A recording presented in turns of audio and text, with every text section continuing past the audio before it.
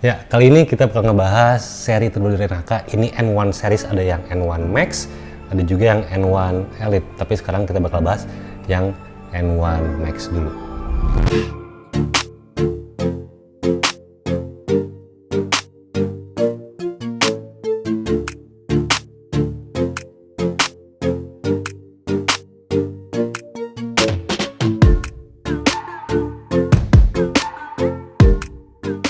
Oke, assalamualaikum, halo semuanya, selamat datang kembali di channel Acuan Hobi bareng gue Zandi. Ya, kali ini kita bakal bahas yang terbaru dari NHK, N1 Max seri terbarunya. Ini ada N1 Elite, cuman kita bakal fokus bahas yang N1 Max dulu. Jadi kita simpan yang N1 Elite-nya. Oke. Sebenarnya secara general perbedaan antara N1 Max dan N1 Elite cukup banyak sih gitu gue ngelihatnya. Cuman basicnya tetap sama. Tapi secara fungsi yang ini lebih advance, sementara yang N1 Elite dia kayak versi basicnya lagi lah. Oke, jadi ini N1 Max. N1 Max ini seri terbaru dari open face NHK. Sebelumnya ada yang R1 series, ada yang S1 series. Tapi ini yang seri berbeda lagi, bukan berarti menggantikan. Sepertinya gue ngeliatnya seperti itu ya. Gue ngeliatnya bukan menggantikan, tapi menambahkan varian terbaru, segmen terbaru di open face NHK buat para konsumen jadi lebih banyak opsinya lah. Gue ngeliatnya seperti itu ya. Soalnya NHK kalau ngeliat pembelajaran gue dari net NHK yang R1 series itu banyak banget tipenya. Ada yang R1 Max yang full fitur, langsung ada juga yang R1 Elite yang tidak ada dual visor-nya, ada S1 GP Pro yang lebih paling advance secara fungsi, dan ini akhirnya ada juga N1 series punya dua pilihan, ada yang Max ada yang Elite. Jadi opsinya selalu menyesuaikan sama si konsumen. Gue ngeliatnya seperti itu ya, biar konsumen bisa membeli sesuai dengan kebutuhan yang mereka inginkan gitu, atau yang mereka butuhkan, based on needs dan juga based on budget sih, karena harganya pasti berbeda juga. Oke, kita ngebahas dari eksteriornya dulu soal N1 Max ini. Secara basic dia berbeda dengan yang seri R series ataupun S series. Perbedaannya ada di bentuk shell-nya, tipis perbedaannya, cuman waktu gue lihat detail perbedaannya cukup kentara sih ngelihatnya gitu. Jadi untuk yang N1 Max ini terlihat lebih humble. Ada roundednya di bagian belakang, jadi dia tidak full agresif gitu ya. Spoilernya dia lebih minimalis. Ininya terlihat rounded untuk lekukan bagian belakang. Untuk lekukannya secara keseluruhan ini beneran sangat dinamis, gue ngeliatnya seperti itu ya. Jadi untuk di bagian depan dulu, ngomongin lekukannya, di sini ada lekukan menyerok ke dalam, lalu ada lekukan untuk mengarah ke arah ventilasinya. Di bagian uppernya ada lekukan juga yang senada atau streamline masuk ke bagian spoiler di sini. Lalu di bagian belakang ini lekukannya lebih oval, lebih rounded untuk bagian bawahnya di sini gitu. Tapi tetap menyatu ke bagian depan pada akhirnya gitu. Jadi ini bentukannya humble, tetap minimalis. Tetap sederhana, cuman kelihatan tetap sporty gitu. Jadi poinnya di situ sih untuk si eksteriornya, untuk si karakter si helmnya secara desain. Dan untuk ventilasinya dia menggunakan dual top air ventilation di sini dengan mekanisme yang di sliding. Untuk N1 Max ini atau N1 Elite mereka punya teknologi baru namanya 2D Plus Air Fan. Jadi dia anti vortex turbulence intinya gitu. Jadi dia bisa memaksimalkan flow udara dari luar. Dia bisa jadi sirkulasinya beneran kerasa sampai ke exhaustnya atau ke outlet ventilationnya. Outlet ventilationnya di bagian di bawah spoiler dan juga di bagian bawah shellnya sebelah sini. Ini ada outlet ventilation juga. Jadi 2D Plus ventilation itu dia memaksimalkan aliran udara di dalamnya, jadinya flow-nya beneran kerasa dari masuk sampai ke keluarnya gitu. Dan fitur lainnya soal 2D Plus di situ soal bagaimana ventilasi ini menangkap udaranya. Jadi bentukannya dia kenapa memakai dual ventilation, kenapa ada lekukan bagian depannya, kenapa derajatnya beberapa miring ke arah tertentu gitu ya. Itu pun merupakan salah satu teknologi dari 2D Plus-nya si ventilasi N1 Max di sini gitu. Jadi itu kelebihannya, biar lebih maksimal baik udara yang mau masuk ke si helmnya sampai ke udaranya sudah masuk ke helmnya pun dimaksimalkan oleh teknologi 2D Plus ventilation dari si N1 Max di sini gitu. Oke, dan ngomongin soal material si ventilasinya, ini kelihatannya oke banget karena finishingnya dia doff, cuman ada doff kasarnya, ada tekstur kasar di ujung-ujungnya, teksturnya lebih gloss, dan ini kelihatan ABS-nya bukan yang sembarangan. Mekanismenya di sliding, ada tulisan open, ada tulisan close, jadi cukup detail. Untuk si ventilasinya, gue suka detail seperti ini. Lalu untuk visor dari si N1 Max di sini sudah menggunakan RSD lens. Itu fitur terbaru dari si NAK yang sudah dipakai di Mark 1, dan kemarin di launching juga ada opsi RSD lens untuk si GPR Tech, dan banyak banget varian iridiumnya. Cuma untuk di sini ini warnanya ada yang warna smoke. Untuk yang di N1 Max sudah terpasang, sudah input di setiap pembelian untuk fitur RSD lens di sini. Untuk visornya dan kelebihannya, dia tuh 99% UV protection. Untuk si visornya, warnanya dia lebih ke arah light smoke, cuman lightnya ini beneran light banget, nggak terlalu ke arah gelap gitu, jadi ini enak untuk siang dan malam. Ini aman menurut gue untuk intensitas kegelapan seperti ini, karena gue udah pakai yang Mark 1 juga, itu enak. Build quality-nya oke untuk si visornya, tapi di helm ini belum ada visor lock ataupun belum ada si hook untuk menahan si visornya. Ini sama dengan yang S1 GP Pro dan juga yang R1 Max. Lalu untuk face shield holdernya atau rekatnya, ini quick release system, jadi gampang banget untuk melepas si visornya. Ini ada tulisan untuk di open atau ditarik gitu ya. Jadi untuk open tinggal ditarik doang ke belakang, dan lah udah langsung kebuka, nggak ada jetrek-jetrekan, nggak ada apapun. Ini nggak bikin was-was waktu kita ngelepas si visornya, dan untuk masangnya pun ini cukup mudah gitu. Sama juga masangnya, tinggal ditarik juga, masukin, kunci, udah beres. Jadi quick release systemnya berguna di rekat yang N1 Max di sini gitu. Good point. Oke, lalu untuk leveling si face shield holdernya atau visornya, rekatnya di sini dia ada beberapa gear, pinion gear seperti itu, ada beberapa step. Jadi kerasa stepnya ini solid banget, nggak berisik, enak. Jadi solid dan kerasa tetap smooth karena nggak berisik gitu, kerasa smoothnya tuh.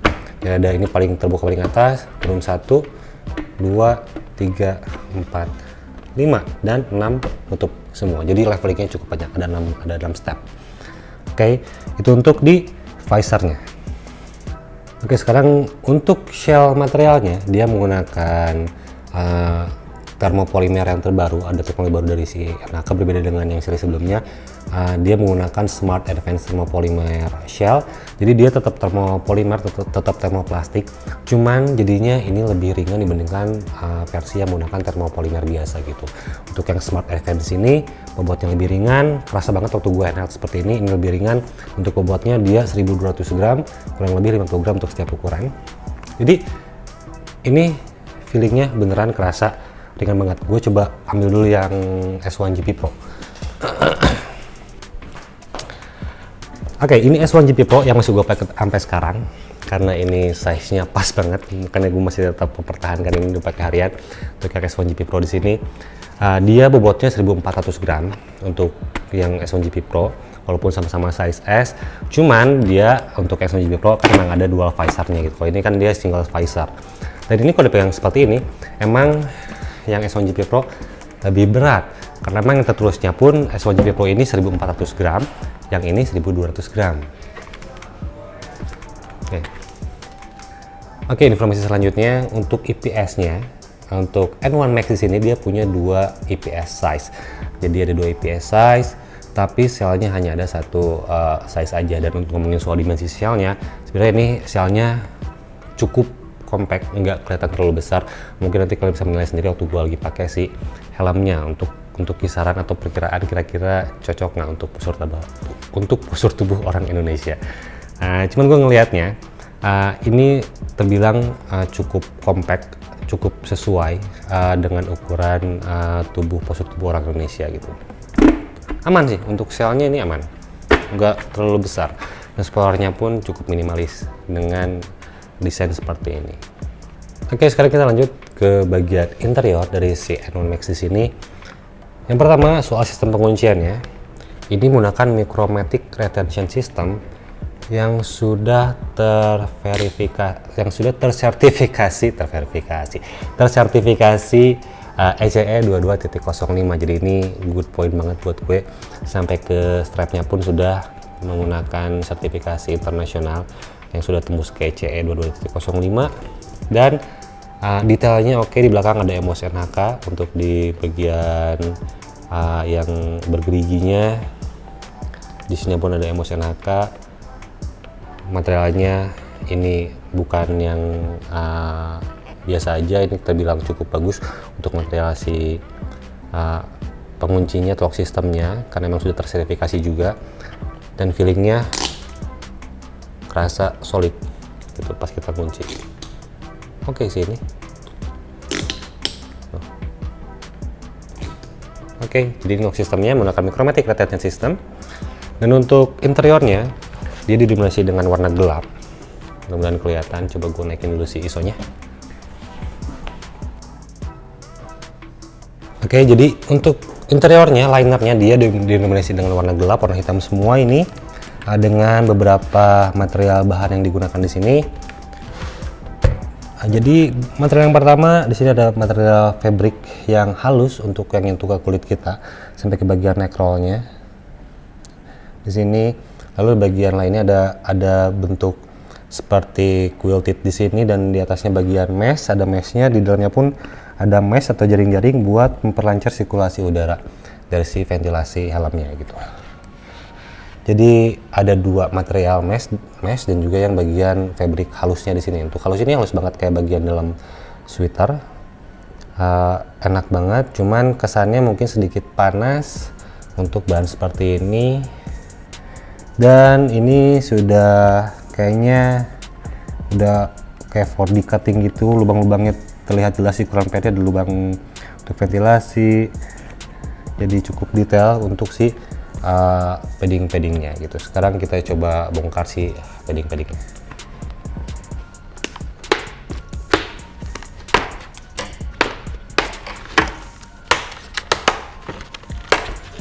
Oke, sudah terlepas. Jadi untuk paddingnya yang bisa dilepas tuh ini bagian si crown padnya dan juga bagian cheek padnya. Kita lihat dulu si IPS-nya. IPS-nya berwarna hitam di sini. Bisa kalian lihat jelas strip ada apa ya, jalur untuk si flow udara yang masuk ke helm ini gitu. Jadi kelihatan jelas di bagian depan ada flow yang akhirnya kepecah ke belakang untuk outlet ventilation, dan lubang ventilasi ini nih banyak banget, padahal di luar cuma 2 top air ventilation, cuman di dalamnya ini ada 6 buah lubang di bagian depan sampai ke tengah, dan ada 1 lubang di bagian tengahnya, dan bagian outlet ada 2 buah lubang di bagian belakang. Jadi ada totalnya 9 lubang untuk support ventilasi 2D plus nya gitu. Dan gue ngeliat untuk detail dari si IPS nya ini oke. Kelihatan rapih banget untuk si detail IPS nya, warnanya hitam, rasanya solid untuk IPS dari si Aero Max di sini, dan kelihatan ini round shape untuk bentuk dari si IPS. Jadi untuk kepala yang rounded ini kayaknya cocok gitu. Oke. Dan untuk fitur lainnya sudah ada IPS di bagian cheek pad atau chin guard di sini. Ini ada cheek pad di bagian pipinya, jadi fiturnya bakal nambah sulap kekedapan dari si helmnya. Biasanya seperti itu untuk menggunakan IPS di bagian pipi, dan tentunya lebih safe karena ada IPS di bagian pipinya. Oke, ada padding di bagian chin strapnya, dan ada fitur slot untuk speaker intercom di sini. Jadi ada fitur intercom ready, dan ini bahannya di cover sama ABS, jadinya kalian harus pasang velcro lagi di speakernya dan di bagian bidang ABS-nya di sini gitu. Cuman ini jadinya jadi rapi kalau menggunakan ABS seperti ini gitu. Oke, itu untuk IPS-nya. Dan ini terlihat jelas juga ada kuncian untuk si paddingnya ya di bagian IPS dan shell-nya gitu. Dan ruangannya cukup luas, jadi kayaknya mungkin bisa pakai intercom jepit di sini. Sekarang kita coba lihat si paddingnya. Untuk cheek pad menggunakan 3 buah snap button, nggak terlalu besar, nggak terlalu sampai naik ke atas. Untuk si cheek padnya di sini, ini untuk yang size S itu ketebalannya 3,5 cm. Ini good point juga menggunakan ukuran sentimeter, bukan menggunakan alfabet lagi. Jadi nggak rancu gua kalau misalnya mau bikin sendiri, karena ada yang bisa custom juga, bisa pengen bikin sendiri, ukurannya 3 cm gitu atau 2,5 cm, turun 1 cm dari yang orinya itu bisa juga sih. Ini 3 snap button, dan untuk bagian bawahnya ada klip pengunci di bagian tengahnya di sini gitu. Ini bagian kiri dan ini bagian kanan, ini bagian kiri. Nah sekarang ini untuk front padnya, sistem penguncian yang depannya di sini dia masih seperti pada umumnya, ada kuncian di bagian depan untuk masuk ke si shellnya, dan di belakangnya menggunakan 2 buah snap button, dan ketebalannya pun sama, ini menggunakan milimeter, dia 14 mm untuk bagian front padnya untuk sizing helm ukuran S. Itu yang gue suka sih, ukuran seperti itu. Ini menggunakan material mesh untuk situasi udaranya, ada lubang-lubangnya jelas seperti yang gue lihatin tadi. Oke, itu untuk interiornya. Overall cukup puas dengan helm NMAX ini dengan harga yang cukup terjangkau menurut gue sih. Untuk harganya masih di bawah 500.000.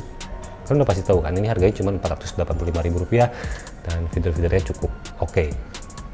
Dan sekarang kita bakal coba pasang semua padding-paddingnya buat cari tahu sizing helmnya atau fitment helmnya seperti apa dari si N1 Max di sini. Oke, paddingnya udah kepasang semua, dan ini untuk informasi helmnya size S dan lingkar kepala gua tuh 56 cm. Oke, kita coba helmnya. Bismillah.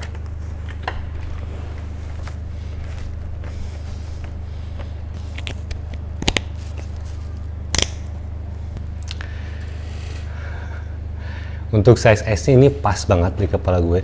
Bagian cheek padnya ini nguncinya cukup enak, nggak sampai goyang banget. Untuk front pad dia tuh untuk lingkarannya kiri kanannya dia pas banget, gue ngerasa ada yang kosong. Cuman bagian atas tengahnya ini ada yang sedikit kosong, jadinya gue perlu nambahin padding tambahan mungkin.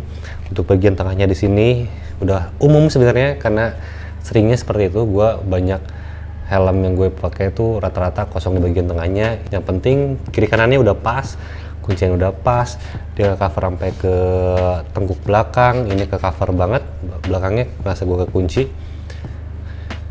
Jadi untuk kepala gue atau bentuk kepala gue ini udah pas, kecuali bagian atasnya aja masih agak kosong di tengahnya untuk kepala. Oke, dan dia fitnya nggak apa ya, dia paddingnya nggak semunci seslim fit yang S1 GP Pro.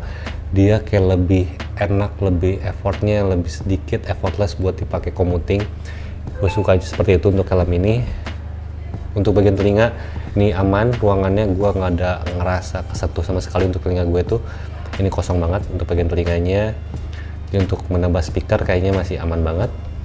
Terus sekarang kita coba si kacamata, kan ini ada fitur wearable glasses atau glasses fit untuk si helmnya, dan aman banget ini ruangannya, aman untuk kacamatanya.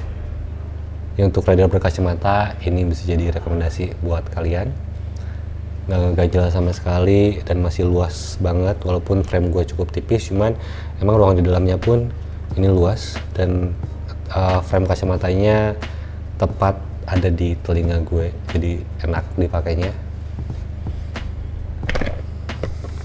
Ini RSD lens untuk visornya, emang visibilitasnya dia lebih clean, lebih clear. Untuk visibilitasnya dia minim distorsi. Kegelapannya ini enak banget buat gue, intensitas kegelapannya pas banget. Gue suka banget yang seperti ini gitu. Helmnya apapun itu gue pasti milihnya intensitas kegelapannya kurang lebih seperti ini gitu, nggak terlalu gelap, nggak terlalu terang juga, dan tetap kelihatan ganteng finishingnya untuk warna seperti ini. Oke, untuk di YouTube kerasa ada kekedapan yang bertambah, jadi noise-nya berkurang untuk di ruangan seperti ini. Cuman mungkin harus pakai di jalanan, dan ada beberapa reviewer lain yang udah nyobain mungkin helm ini, mungkin kalian bisa lihat reviewnya seperti apa waktu dipakai di jalanan. Cuman kalau dari gue di studio ini cukup baik sih untuk kekedapannya. Suara gue cukup terdengar menggema juga. Ya, untuk bobotnya ini emang kerasa ringan banget di kepala gue. Untuk 1200 gram dengan bahan yang baru, dia Smart Advanced Thermopolymer, ini kerasa lebih ringan. Gua nggak ngerasa ada bobot lebih berat ke arah tertentu, dan untuk paddingnya ini nggak ada yang menekan jadi sakit karena ada beberapa bentuk kepala atau bentuk IPS dari si helm yang bikin sakit di beberapa titik karena tidak sesuai bentuk kepalanya. Dan ini gue ngerasa ada tekanan tertentu di kepala gue dari helm N1 Max di sini. Dan ini untuk desainnya oke. Desainnya humble sih, gue jadi bisa pede pakai jenis motor apapun pakai helm ini.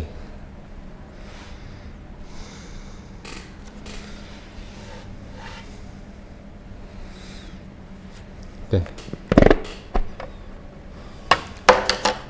Jadi conclusion ya, dengan fitur yang cukup banyak dan harganya cukup menarik buat gue, ini di bawah 500.000, dia harganya 485.000.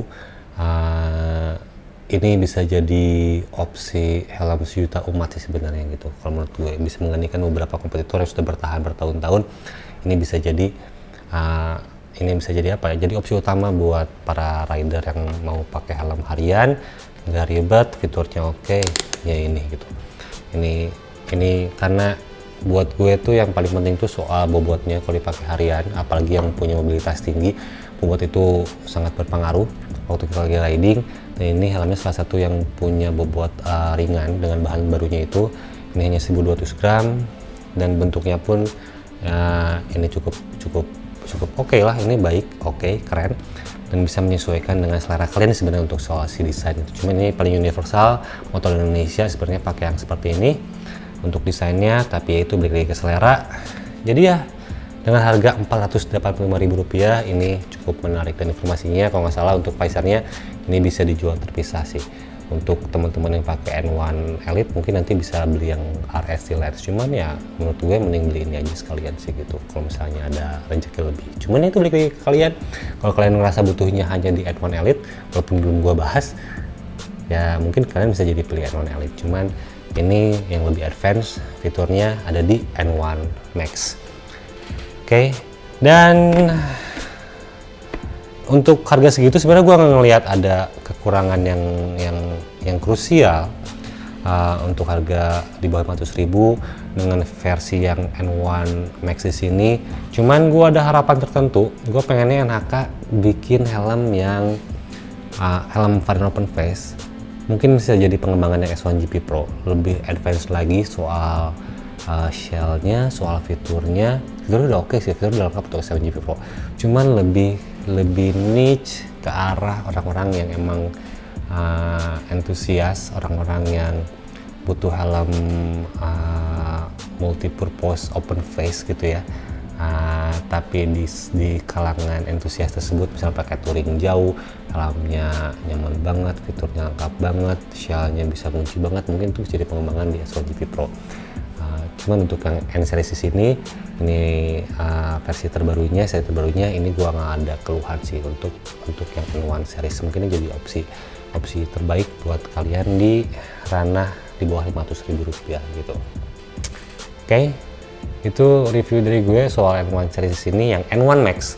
Kalau misalnya ada pertanyaan, kritik, saran apapun itu bisa kita bahas di kolom komentar ataupun langsung Instagram, ataupun bisa langsung ke chat di Instagram misalnya gue pribadi aja di @acuanhobi. Oke, sekian review dari gue untuk malam ini. Sampai jumpa di video berikutnya.